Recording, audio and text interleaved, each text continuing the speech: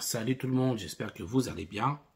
Alors, aujourd'hui, je vous fais cette formation-là pour vous parler du CPF et qui concerne notamment le permis moto. Donc, d'après les dernières informations que j'ai, d'ici le mois de mai, alors je ne sais pas si c'est le 1er mai ou autre, parce qu'on n'a pas toutes les infos.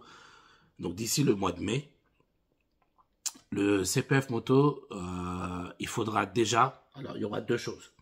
Première chose, il faudra déjà payer 100 € de votre poche, d'accord, pour pouvoir utiliser le CPF moto, sauf pour les personnes qui sont en situation de, comment on appelle ça,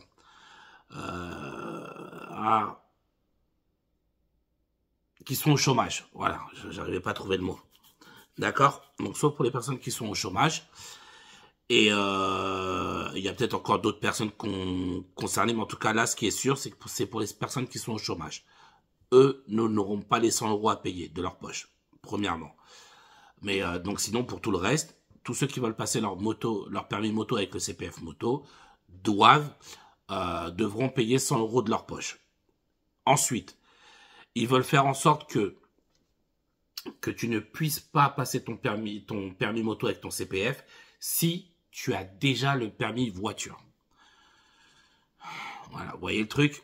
Et c'est inversement pour la voiture. Si tu as déjà ton permis moto, ben, ils t'autoriseront pas à passer ton permis voiture avec le CPF. Enfin, du n'importe quoi.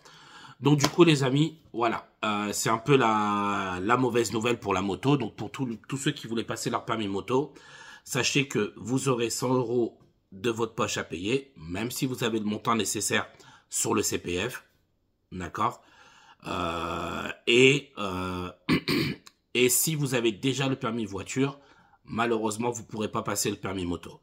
Et apparemment, ils parlent du fait qu'ils peuvent, entre guillemets, vous redemander l'argent du CPF utilisé, en gros, un remboursement de l'argent, si vous avez quand même fait la formation alors que vous aviez le permis voiture et que vous avez passé vous avez utilisé votre CPF pour le permis moto.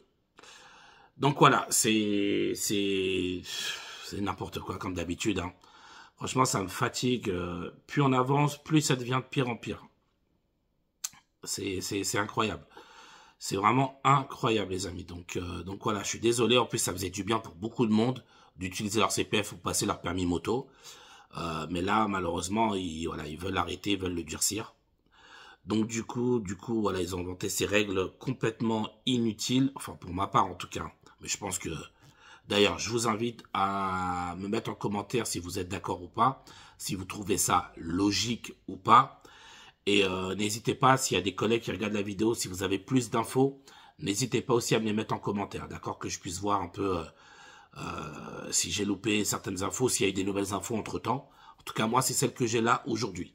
D'accord, les amis, pour le CPF moto. Donc, je récapitule. CPF moto.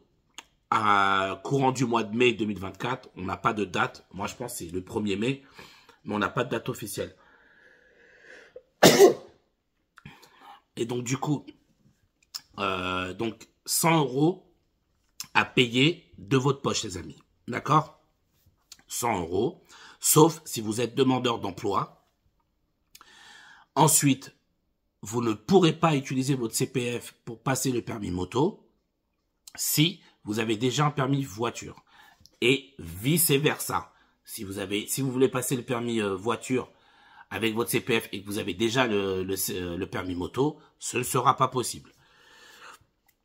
Et troisièmement, ils peuvent venir vous demander de rendre l'argent utilisé du CPF si ils se rendent compte que vous avez passé votre permis moto alors que vous aviez déjà le permis voiture. Alors par contre, je ne sais pas comment ils comptent s'y prendre. Vous et moi, on le sait très bien. C'est tellement des blaireaux que franchement, je doute fortement qu'ils retracent tout le monde. Moi, j'en doute fortement. Ça, c'est une chose qui est bien en tout cas.